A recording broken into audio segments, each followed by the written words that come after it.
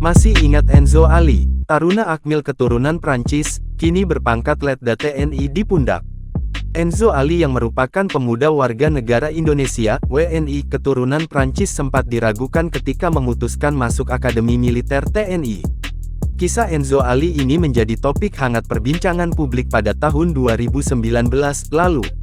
Enzo Ali merupakan anak seorang warga negara Prancis, Jean-Paul Francois Ali, dan Siti Hajah Tilaria yang merupakan keturunan Indonesia asal Sumatera Utara. Ayah Enzo, Jean-Paul Francois Ali, meninggal dunia pada tahun 2012 silam.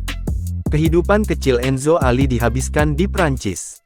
Perlahan tapi pasti, Enzo Ali terus berupaya memberikan yang terbaik di setiap detik yang bergulir di Akademi Militer. Rasa bangga tengah hinggap di diri Enzo Ali.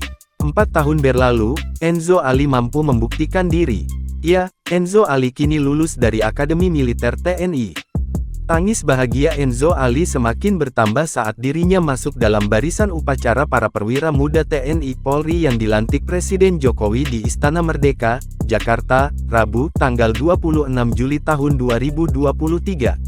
Seiring pelantikan tersebut, Enzo Ali resmi menyandang pangkat Letnan II alias Letda. Lulusnya Enzo Ali dari Akademi Militer TNI membuat penasaran publik mengenai latar belakangnya. Usai dilantik, Enzo Ali bakal bertugas di Korps Perhubungan TNI AD. Korps ini memang tidak sepopuler Korps Infanteri, Kavaleri, atau Polisi Militer. Namun korps ini juga terbilang vital perannya di TNI AD. Pusat Perhubungan Angkatan Darat atau Pushubat merupakan badan pelaksana pusat tingkat markas besar TNI Angkatan Darat. Korps Perhubungan bertugas menyelenggarakan fungsi perhubungan, meliputi pembinaan kecabangan dan mendukung komunikasi di jajaran Angkatan Darat, peperangan elektronika dan Fotfilmil, dan kompi konstruksi perbekalan pemeliharaan dan instalasi atau Kikon Bekarstal.